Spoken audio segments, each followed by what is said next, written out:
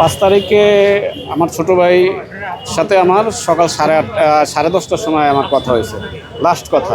তারপরে আর আমি ওর সাথে যোগাযোগ করতে পারি নাই। তারপর অনেকবার ফোন দিয়েছি, ফোন বাজছে, কিন্তু ফোন বাজছে, রিসিভ হয় নাই। তো লাস্টে যখন মিসিং হয়েছে তখন আমি বাসা থেকে ওর জন্য খোঁজে বের হয়ে গেছি।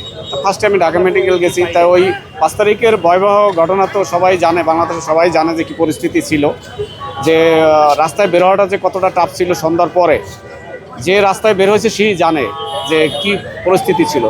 তো আমি ওইখান থেকে বাসা থেকে বের হয়ে ঢাকা মেডিকেল গেছি। ঢাকা মেডিকেলে যায় দেখি প্রচণ্ড লাশ, মানে যেমন লাশ আসলে ওখানে ডেড বডি পড়ে আছে, তেমনি আপনার গুলিবিদ্ধ অনেক।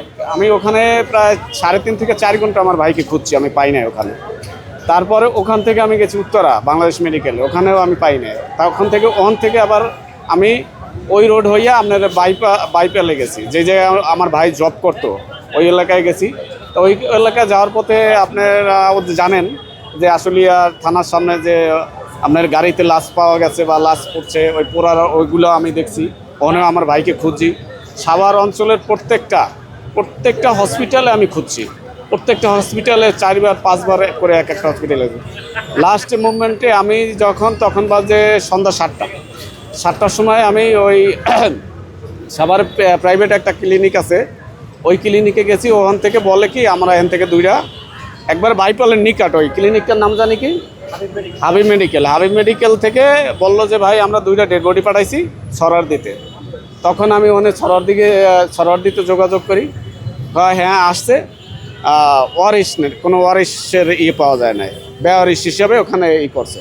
তখন ওখান থেকে আমরা আসছি 8:30, রাত 8:30 এখানে এসে পুজছি সরোয়ারদি হসপিটালে। তখন এখান থেকে আমি ডেড বডি পাইছি।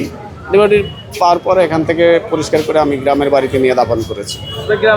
আমার গ্রামের বাড়ি বরগুনা, 9 নম্বর ইউনিয়ন, পূর্বনিয়া গ্রাম। আচ্ছা, এই যে আপনার মা খুব অসুস্থ, এখানে আসলেন উনি, বা এই অন্যান্য জুলাই আহত যারা আছে তাদেরকে দেখতে আসছেন, তো সেক্ষেত্রে শুনলাম যে মাননীয় প্রধানমন্ত্রীর সাথে দেখা করতে আসছেন, যদি একটু বলতেন। জি, আমরা আসছি, আমার মা বরগুনা থেকে আসছে, আমার ফ্যামিলি অনেকেই বরগুনা থেকে আসছে।